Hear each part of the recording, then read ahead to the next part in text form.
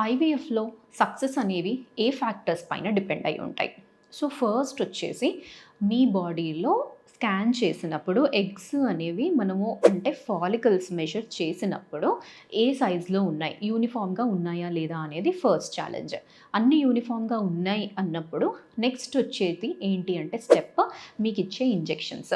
ఆ ఇంజెక్షన్స్ అనేవి మనం ఎలా ఇస్తున్నాము, ఎంత డోస్ ఇస్తున్నాము, కరెక్ట్‌గా మీ డోస్ అనేది వెళ్తుందా లేదా and the type of injections అవి ఎలా ఉన్నాయి. తర్వాత వచ్చేసి నెక్స్ట్ మీ స్కాన్స్ జరుగుతున్నప్పుడు మీ బాడీ ఎలా రెస్పాండ్ అవుతుంది ఇచ్చిన ఇంజెక్షన్స్‌కి అన్నీ పెరుగుతున్నాయా లేదా అనేది మూడవది. తర్వాత వచ్చేసి మీవి పెరిగాయి. ఇప్పుడు ఫైనల్‌గా వాటిని మనం బయటికి తీసుకోవాలి అంటే మీ పికప్ ఎలా జరిగింది? మీ పికప్ జరిగిన తర్వాత దాంట్లో నుంచి ఎన్ని ఎగ్స్ రిట్రీవ్ అయ్యాయి? ఎగ్స్ అసలు ఆ ఫాలికల్‌లో ఉన్నాయా? లేదా? లేపోతే ఆ ఫాలికల్ ఏమైనా ఎంప్టీగా ఉందా? ఇది. తర్వాతొచ్చేసి ఈ ఎగ్స్ బయటికి తీసిన తర్వాత మనం నెక్స్ట్ ల్యాబ్‌లో చేసేదేంటి? IVF conventional ఐవీఎఫా? లేదు అంటే ఇక్సీ ప్రొసీజరా?